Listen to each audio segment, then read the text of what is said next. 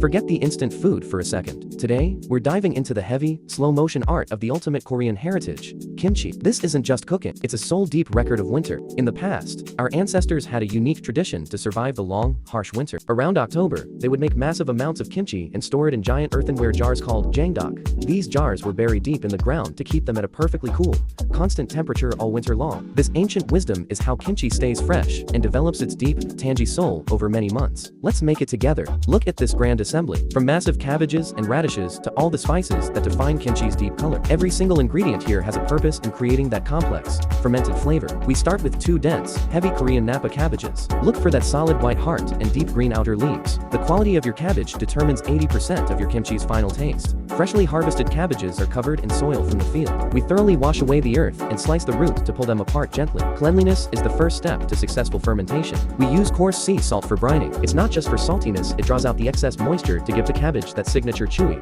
flexible texture for long-term storage during winter. This takes time. Let them wilt until they are completely limp and pliable. The thickest part of the stem should bend easily without snapping. Tear off a small piece and taste it. If it's salty enough to make you wince, it's ready. Now, rinse them thoroughly in clean water to wash away that excessive saltiness. Don't worry, the cabbage has already absorbed all the seasoning it needs. After rinsing, drain them face down for at least a few hours. Any leftover water will dilute your spice paste and ruin the flavor. We want a perfectly damp, but not watery base. Boil glutinous rice flour into a thick porridge. Why use rice for kimchi? It serves as a natural glue that helps the spices cling to the leaves, and it feeds the lactic acid bacteria during fermentation. Instead of refined sugar, we use blended Asian pear and onion. This provides a clean, sophisticated sweetness that deepens and becomes more complex as the kimchi ages. And of course, it's much healthier too. Ready? Your spices.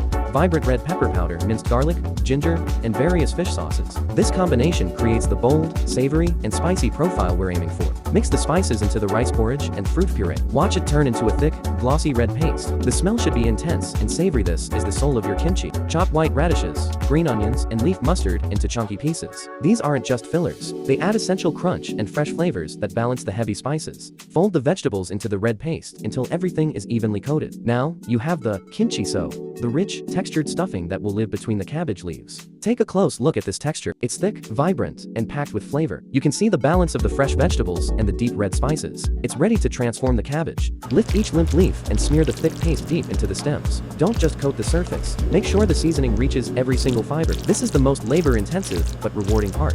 Since we can't easily bury jars in the ground anymore, modern kimchi containers and specialized refrigerators have become our new tradition. Pack the kimchi tightly into these containers, pressing down firmly to remove any air pockets. Oxygen is the enemy of perfect fermentation, so seal them well. These containers are the modern-day Jangdok that will keep the flavors developing in their own cool, dark sanctuary. In Korea, cooking boiled pork belly, or suak, is an absolute must on kimchi making day. You have to experience the trio: steaming white rice, tender and savory pork, and the fresh kimchi that completes the flavor. This one perfect bite explains exactly why Koreans put so much effort into kimchi every single year. Full recipe in the description. Curious about other Korean traditional foods? Subscribe, and let's cook them together.